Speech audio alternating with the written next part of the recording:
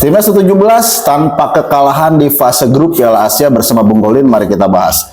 Sebelum Timnas U17 berangkat ke Piala Asia U17, Timnas U17 berhasil menjadi runner-up di kualifikasi di bawah Australia dengan mengalahkan tuan rumah Kuwait dan Kepulauan Mariana 10-0 dan bermain 0-0 melawan Australia. Tentu dengan hal ini Timnas Indonesia pada saat melaju ke Piala Asia itu tidak terlalu menjadi unggulan. Terlebih lagi ketika Timnas Indonesia satu grup dengan Korea Selatan, kemudian Yaman dan Afghanistan. Yang notabene mereka semua adalah di kualifikasi itu merupakan juara grup. Sedangkan Timnas Indonesia U17 di kualifikasi itu hanya menjadi runner-up terbaik.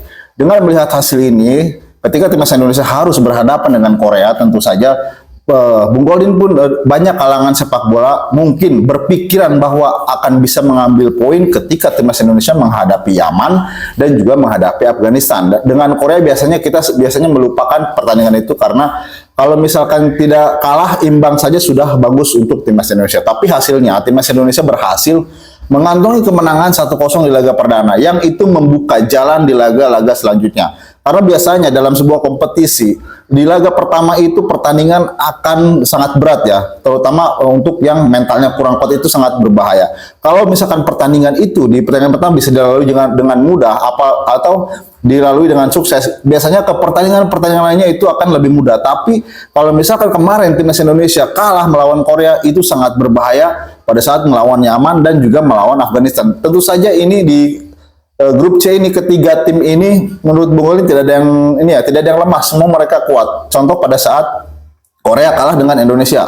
Kemudian Yaman menang 2-0 dengan Afghanistan. Pada saat Timnas Indonesia bertemu Yaman memiliki kepercayaan diri, tapi Timnas Indonesia mampu menguasai pertandingan, akhirnya menang 4-1.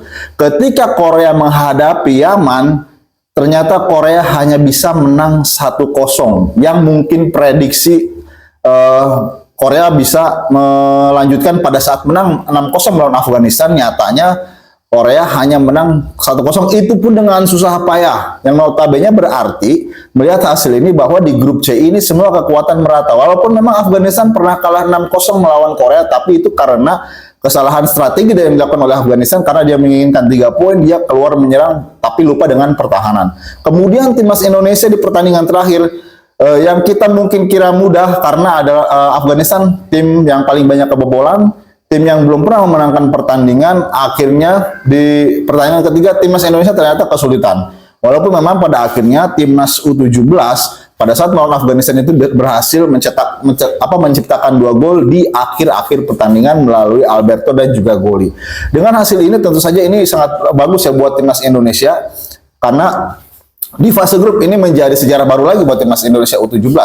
Karena di fase grup Timnas Indonesia belum tersentuh kekalahan, meraih 9 poin, kemudian hanya kebobolan 1 dan memasukkan 7 gol. Ini sama dengan pencapaian yang ditorehkan oleh Korea Selatan sebenarnya. Karena dia menang 6-0 melawan Afghanistan, kemudian menang 1-0 melawan Yaman. Berarti rekornya sama nih ya, kebobolan dan kemasukan dan memasukkan sama, 7 memasukkan dan 1 kemasukan.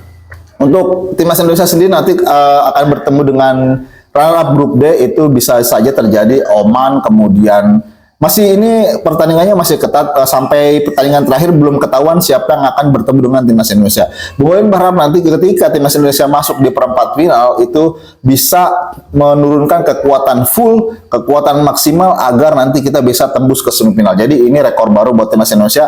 Untuk Bung Golin pesan kepada nanti generasi-generasi yang akan datang, ini pertahankan minimal, kalau misalkan kita nggak usahlah kita muluk-muluk untuk menyamai rekor ini, minimal bisa masuk ke Piala Asia, kemudian masuk ke perempat final, itu juga sudah menyamai prestasi Timnas U17 yang sekarang. Jadi itu ya, salut buat Timnas U17 Indonesia yang sedang berjuang di Piala Asia. Salam Timnas Indonesia.